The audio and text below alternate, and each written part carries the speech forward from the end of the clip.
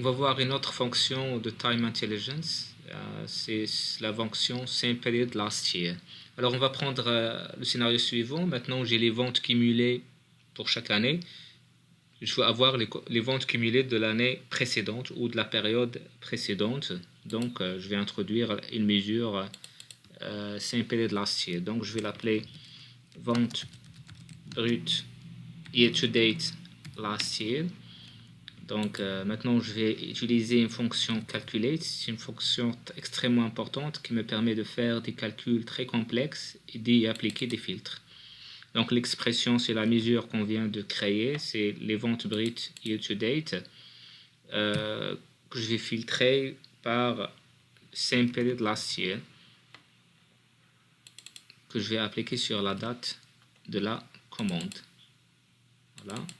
Maintenant, j'ai ma fonction, ma mesure prête. Donc, je vais changer son emplacement au niveau des commandes et je vais l'insérer dans ma matrice. Donc, vous voyez maintenant, pour chaque année, on a les ventes cumulées de l'année et les ventes cumulées de l'année dernière ou bien l'année précédente. Vous voyez, pour l'année 2014, il n'y a pas de vente brute de l'année précédente parce qu'il n'y avait pas de vente au niveau de l'année 2013.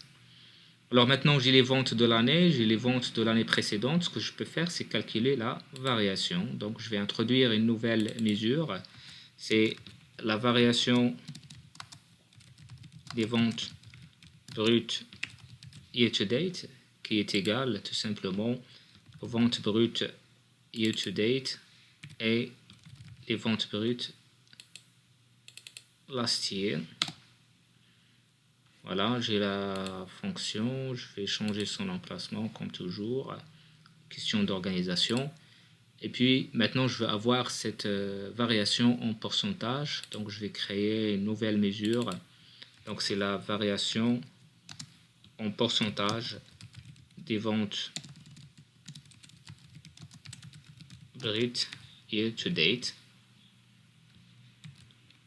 Donc qui est égal à la variation qu'on vient de calculer sur les ventes de l'année précédente.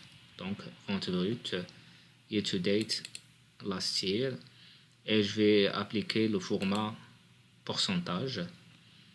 Je vais changer son emplacement au niveau des commandes. Et donc je vais l'introduire dans ma matrice. Voilà. Pour chaque année, j'ai la variation en pourcentage entre les ventes de l'année, de la période, et les ventes de la même période de l'année précédente. Donc j'ai les variations pour chaque mois et au total, j'ai la variation de l'année. Alors je vais illustrer tout ça à travers un petit graphe. Donc le graphe le plus approprié pour montrer la variation, c'est le graphique en cascade. Donc je vais introduire dans l'axe des Y la date de la commande et puis je vais introduire la variation en pourcentage.